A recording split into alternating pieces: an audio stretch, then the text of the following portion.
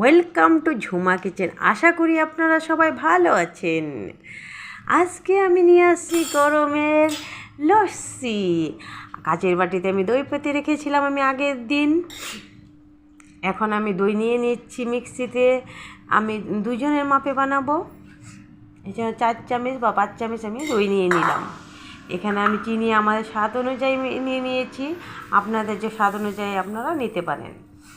এখানে আমি লবণ অ্যাড করব অল্প হালকা,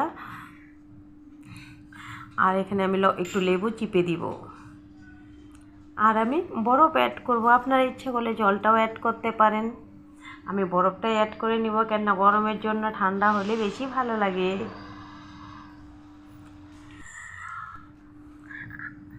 আমার এই ভিডিওটা ভালো লাগলে প্লিজ লাইক কমেন্ট শেয়ার করবেন, আর যারা পেজটিতে নতুন আছেন তারা সাবস্ক্রাইব করবেন। আমি সব কিছু দিয়ে বড়টাও বলে যাবে, ছোটোটাও বলে যাবে। তারপর আমি সার্ভ করে নেব। গ্লাস দুটো নিয়ে নিয়েছি, আমি এখন গ্লাসে ঢেলে নিব। একদম পারফেক্ট হয়ে গিয়েছে, দেখিয়ে দিলাম। এখন আমি ঢেলে নিচ্ছি, বেশি পাতলাও করিনি বেশি গাঢ়ও করিনি। এক গ্লাস ঢালা আমার হয়ে গিয়েছে, আর একটা গ্লাসে ঢেলে নিব।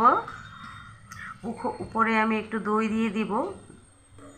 দইটা দিয়ে দিলে মানে কি মুখে অল্প দানা দানা বাজলে ভাল লাগে, উপরে মলাই মলাই টাইপ লাগে। এটা আমার ঘরে পাতানো দই, ঘরেরটাই বেশি ভালো থাকে, কোনো কিছু ভেজাল থাকে না, মিক্স থাকে না। আমি লেবু কেটে সার্ভ করে নিয়ে নিলাম। আমরা মা ছেলে খেয়ে নিব ঠান্ডা ঠান্ডা। আপনারাও এসে পড়েন, যে লস্যি খাবেন। রেসিপিটা ভালো লাগলে প্লিজ কমেন্ট করে জানাবেন, লাইক করতে ভুলবেন না। বাই সবাইকে।